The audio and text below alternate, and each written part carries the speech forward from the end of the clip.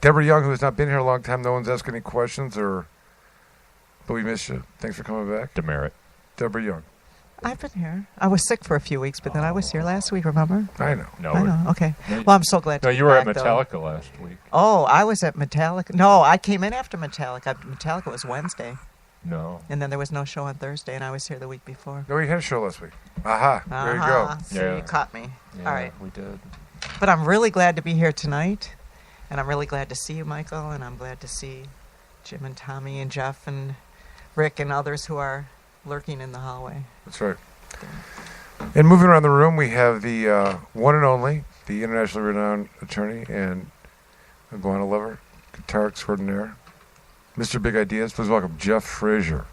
Hello, everybody. And That's it?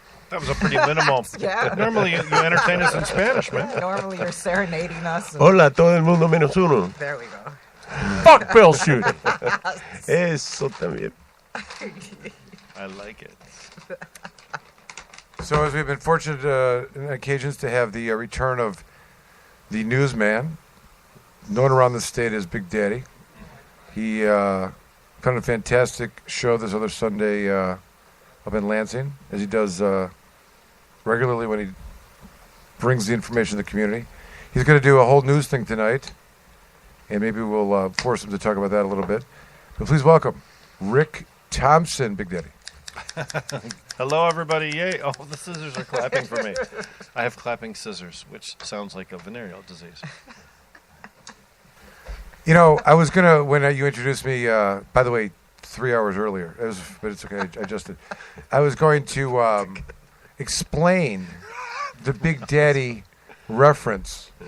That which is like it's funny. I want to hear more about the clapping scissors. It sounds, but the point is that like some police officer was quoted as saying, in referring to Rick, not knowing him to be not Rick. What's his name? Rick Ferris. Ferris, but Rick Thompson. He was writing, and he was, known to somehow as a writer for them. But this one particular Lapeer sheriff who's caused a lot of grief to a lot of people said that Rick was the one that started this whole thing. It was like he blamed him for like the entire MMA and like everything. Like it's that Rick guy that did it all. Like he didn't, like that's his like his world is like. Normally, my ex-girlfriends are the only ones to do that, so it was weird to hear. It was like that. It was like the entire world's problems were Rick's. Yeah, like that's the reason. Good job, Rick. You pissed off somebody. That's a good. I had to take the heat off Jamie for a while because normally everybody blames him. Yep. Right, of course. And when we introduce Jamie, we like to say that he's responsible for everything. Just everything. There's nothing. Jamie's hiding. I don't know. He's not here. He doesn't want to get introduced. He's here. Like the good He's not in there. He's out of on your shoulder. the inner circle of the cubicle here. Oh, we moved him out of the inner circle. He may have been honey affected and is just running He's his mouth honeyfied. at some point. Let's be honest. We have a sweet spread out there. People don't want to be on the air when they can eat instead. They can eat. They can have some beverages. Rice and meat and soup and all kinds of stuff. He's here, and right after I introduce him and get through this, he'll probably come in and announce himself. But Esteban is out there with his honey and his. I think they're filling the squeeze bottles. Is that what they're doing? Yeah. That's an interesting way to phrase it. They're squeezing bees out there. That's what they're doing. Let's be honest. They're just making honey. Emptying the squeeze bottles. Increasing efficiency. That's what that's called. Tommy Two-Tone is here running the. I don't know what's he doing. Like a video and all the other setup. All and the stuff. Everything. Just Tommy's really Tommy's the one. really the glue that holds everything. It is. Together. Thank goodness. Thank goodness. Kind of the rug that holds the room together. But I think Tommy's like Trump's wig. He's shag. He just would never be where we're at without and for those that don't know, just to demonstrate what we're talking about, you can go to Camorran Law YouTube channel and watch some of the spectacularness of video that Tommy has created on there. A lot of interviews and forfeiture, victims of raids, and a bunch of other stuff. A lot of talking. Some Prop 1 ads and stuff like that came off really good. But that's the thing. To get the green screen here too. We did some promotional stuff for there too. The opportunity to do patient interviews and to document the way that we evolve even the law practice in this brand new world of 2019, including a hemp aspect, everything. It's a great opportunity, and it'll give a behind-the-scenes look for a lot of people who only see the Detroit Free Press articles. Yeah. Mm-hmm. And there's a good segment transition because we can talk a little bit about like open up the ramp. But let's talk. What we plan on happening is the one of my clients that we've been involved in a case for a really long time. And I mean, the only way to begin is to start with, like, this case is so old, that marijuana brownies were still illegal at the time. We were supposed to say how old Started. was it? The one was like, I mean, when I was looking at jokes of old, it doesn't matter. All right. So, but my client is going to come in, and we had, it's a fantastic story, as many of them are, and quite heroic, and a lot of people know him within the community, and he's going to share himself with us tonight. We're going to do a little video while we're doing this. We should say that we've already gone out and filmed the return of the property, picking it up in the 18-wheeler. It took an 18-wheeler to gather it all and bring it back. They had seized so much stuff, it took an 18-wheeler to return it all. Unbelievable. And I don't want to...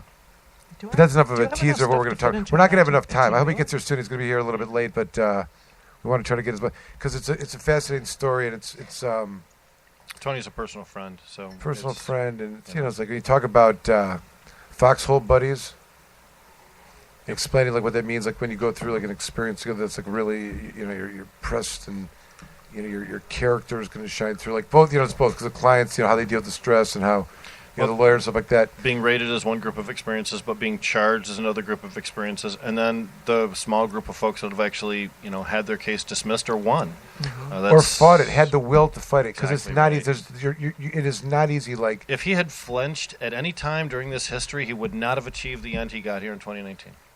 It is not for the weak of heart, and nobody should have to go through it. I'm just saying. Hey, man. And you get nothing afterwards, really. Vindication and personal satisfaction, but look what you lost along the way. The process itself is diminutive. And it's interesting the way it started, and some of the things we went through, and just, I mean, it makes, listen, beyond the the joy that I get from it for being part of the experience, there's some, and really like monumental things that took place throughout the case that are just so emblematic for the entire problem that had existed, and just flushed out the way that the war on drugs has been fought. It was his case contained elements that you saw in so many other cases, right? Yes, and that were emblematic of the problems, like so demonstrated. Like if I had to say, like, oh, this, like here you have it all, and just the strings that keep this thing going, and just the tradition of the methodology of how these cases are won and pushed forward. And how about the many times the prosecution could have dropped the case, had ample reason to drop the case, and just chose to keep pushing forward? How despicable. Well, I don't want to get because he when he spoke about it, I watched some of the video when he was going to pick the stuff up. There was, I mean, we'll wait till he gets there. We'll wait till he gets there, because there's a beginning to this that is just mind blowing, and then the end of it is even more mind blowing because of the just disparity and how that looked, whatever. All right, so we've got that coming up, and I think I have another client that's going to come in and share his experience as well too. But I don't know if we're going to have enough time for him. But do you think these people are fans of Bill Schuette? Mr. Tony, probably not so much, since Bill Schuette kind of architected the. But this is not a Bill Schuette case. Fuck Bill Schuette. Tony has stepped into the building. Oh, good. We can ask him. We can ask him. It's a good time for a break. Yeah. Yeah. And we'll get Tony settled in. Ladies and gentlemen, Esteban. Esteban! Yes! The honeys love the honey. I told these guys earlier, I woke up this morning so appreciative of Thursday night PGTs, because I'm here with my best of friends, and I'm finally able to relax and for a bit. It's kind of nice being here with this group. That's right. Absolutely. Good stuff. All right. Oh, I guess we're taking a break. That's how it's going to be. And, I guess. That's it.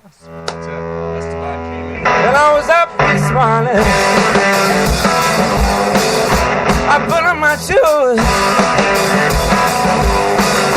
I tied my shoes, I went to the mirror, I didn't comb my hair,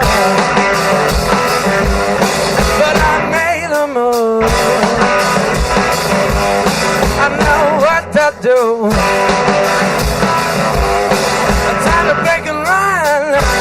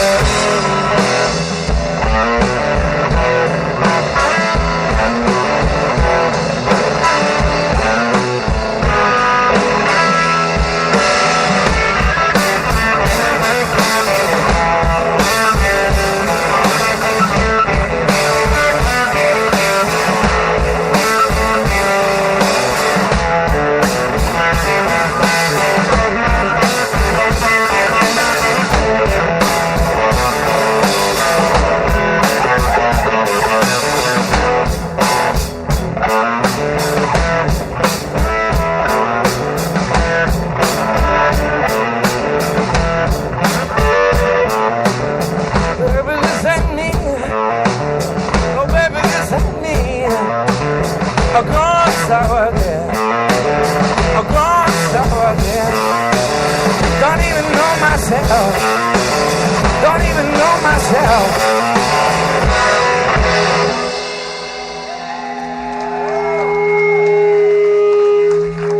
Well, I left Angola in 1964, walking down the street, knock upon my baby's door. My baby, come on, ask me why. I say, darling, darling, don't you know you're good? She said, my baby's gone. It's 1942, and I tell you, Mr. Hudson, well, he looks like you.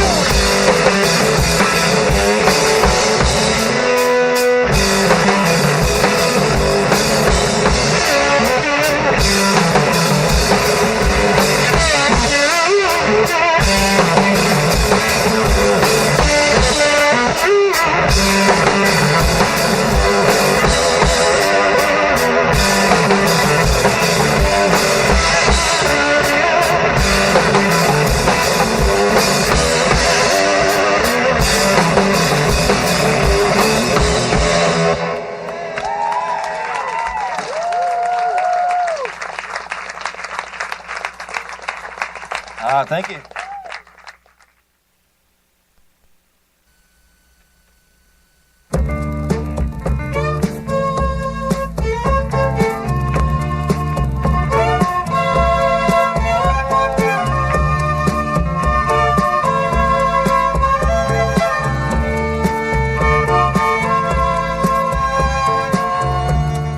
Jesus, don't cry.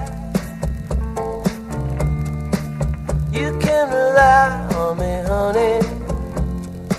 You can combine anything you want. I'll be around. You were right about the stars. Each one is a setting sun. Tall buildings shake, voices escape, singing sad, sad songs. Tuned to chords strung down your cheeks, bitter melodies, turning your orbit around. Don't cry.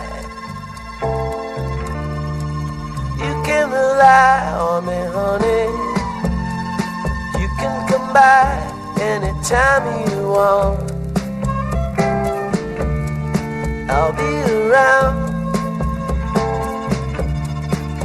You were right about the stars.